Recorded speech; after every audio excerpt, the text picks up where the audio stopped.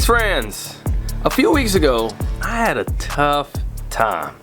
We got 50 meat chickens and 30 of them died. Overnight, temperatures dropped and their chicken tractor got flooded. So they had the worst two combinations that a chicken can have, being wet and being cold. Did them in. And then right after that, we got baby turkeys, 15 of them. And then 13 of them died from EPF, early poult flip over. It's where they flip over on their back and then they can't get up and then they just die. And that was a little rough. But I really appreciate the loving and encouraging comments that I received from so many of you. Some of which you have expressed that you have gone through similar issues and problems in the past on your homestead. Like Amanda Hartung, who lost half of her meat chickens the very same way that I did. And then weeks later, she lost like 12 more because of the heat. So she lost the first part because of the rain and the cold, and then lost some more because of the heat. Oh man, it never gets easy, does it? And whether you've been homesteading all your life or you've just started, whenever you lose animals, it's never easy. It's never easy. But I will say, when you first get started, it is more devastating to lose animals. I can still remember the first chickens that I lost. I lost them to predators, some to hawks and some to owls, and it was just like, and some to raccoons. And it was just so discouraging to lose the animals right when you get started. It's like, I'm just getting started and you're just getting beat down. It's not fun.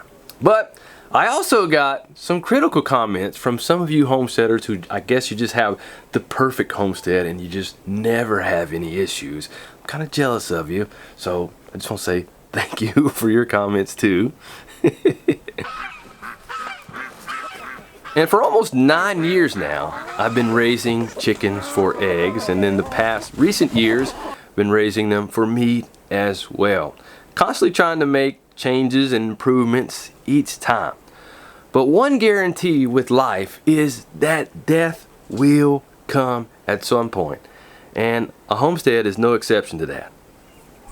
And on top of dealing with the emotional difficulty of losing your animal, you also have to deal with the reality of dealing with the physical part of the body that is left. So in the past, when I've lost an animal, I've buried it off somewhere. And I've kind of gotten away from doing that because I have found once I went through all the effort of digging up a hole and putting the animal in and covering up, a predator will just come right behind me and dig it up and get out what it wants. So I've kind of gone away from doing that. And then other times I'll just take the body to the off parts of the property, the outskirts, and just give it as like a peace offering to the predator, just saying, here, take that. Just stay away from everybody else, and here, you can have that. So that has worked pretty successfully.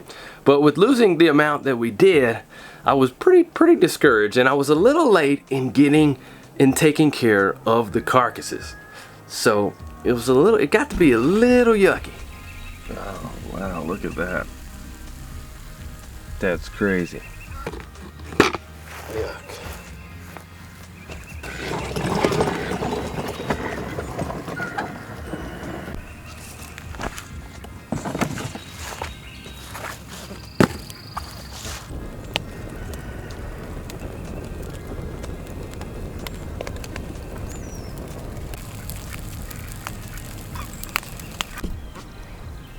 Oh man. Gross.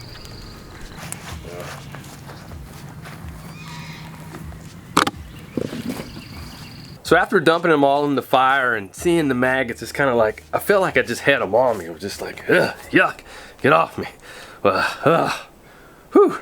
Anyways, there's something about a fire. There's so many things that are really neat about a fire, but another aspect of a fire is that it seems like it kind of brings closure to the matter. So burning them all up, I just felt like I was free to move on. It was just like they were returned to the ashes, and it's just like, they're gone. We're starting over. And a major positive out of all that was we did have 20 meat chickens that did survive. And it was so neat moving them on to a new pad of grass for the very first time. And it can be kind of tricky moving them for the first time because you're not really sure if they're going to move with the chicken tractor as you move it, or are they going to stay at the back and then get crushed.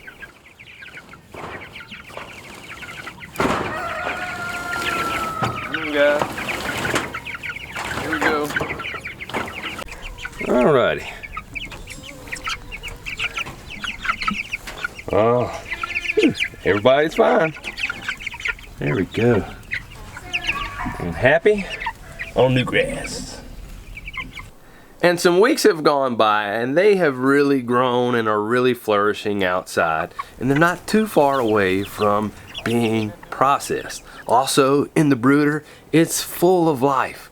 We have some more meat chickens, we have Cornish crosses, and we also have Delaware broiler that I'm trying for the first time because I do at some point want to get away from the Cornish crosses, but I've got to figure out something that will work for us that we can reproduce on our own. So we're trying the Delaware broiler for now. Plus, we have some baby turkeys that are doing absolutely amazing. And at the same time that we got the meat chickens of 30 which that had died, we also got 13 Gold Star ducklings on the same day. And a few weeks ago, they graduated from the brooder.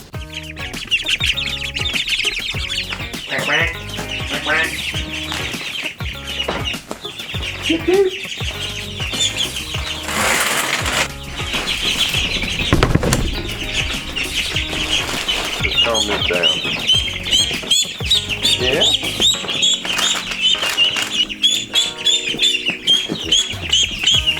Rolling a lot.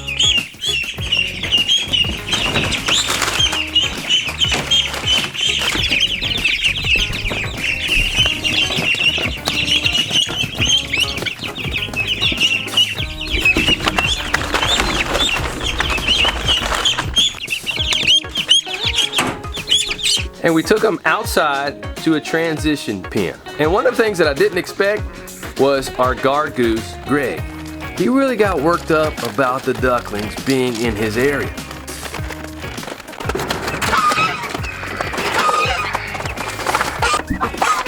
There we go. Woo, fun.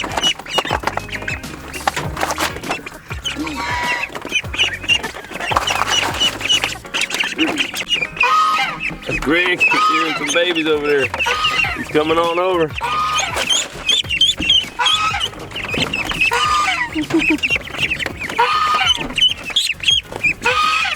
And it wasn't because he didn't want them in his area. It was because he got excited and wanted to take care of those babies. Greg. What's up, Greg? Greg always likes to be protective.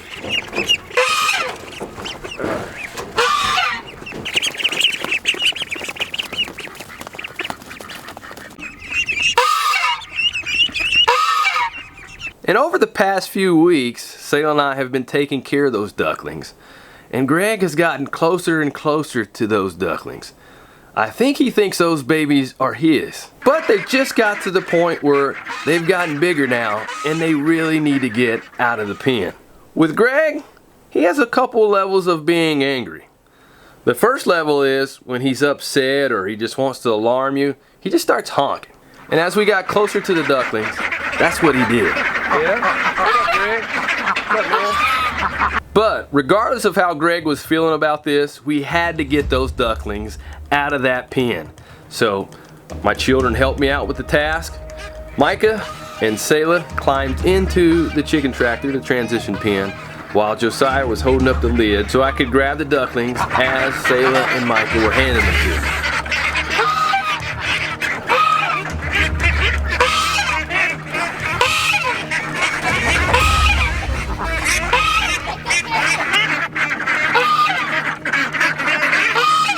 So I would grab the ducklings and take them on over to their new area, and then all this was going on and Greg was just getting worked up even more, and he was taking it to the next level. And his next level, when he's getting angry, is he starts hissing. Calm down. Calm down.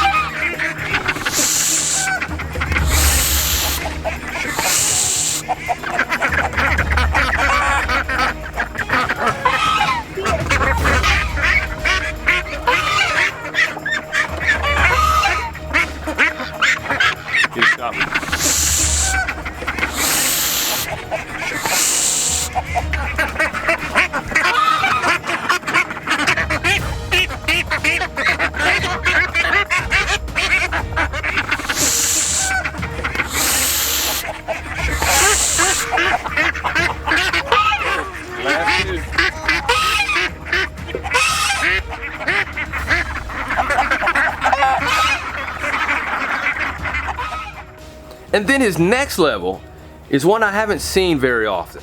And that's when he's like hissing at you and he puts his wings out. It kind of reminds me of Batman. He's got his wings out and he's like hissing and flapping his wings. But thankfully he didn't reach that level, thankfully. And going into it, we really like Greg. We really enjoy having him here on the homestead. He does a great job at what he does. And we have never had any issues with Greg attacking any of us. So I really wasn't scared that he was going to attack us, but I just wanted to see how he was going to react, because he did think that these ducklings were his. So thankfully, we were able to get the job done. My showdown with Greg didn't turn out to be a disaster. He allowed us to finish the job, so we were able to move the ducklings into their new area, and they're doing just well, and they're happy and moving all around and playing in the water and doing all the things that ducklings do.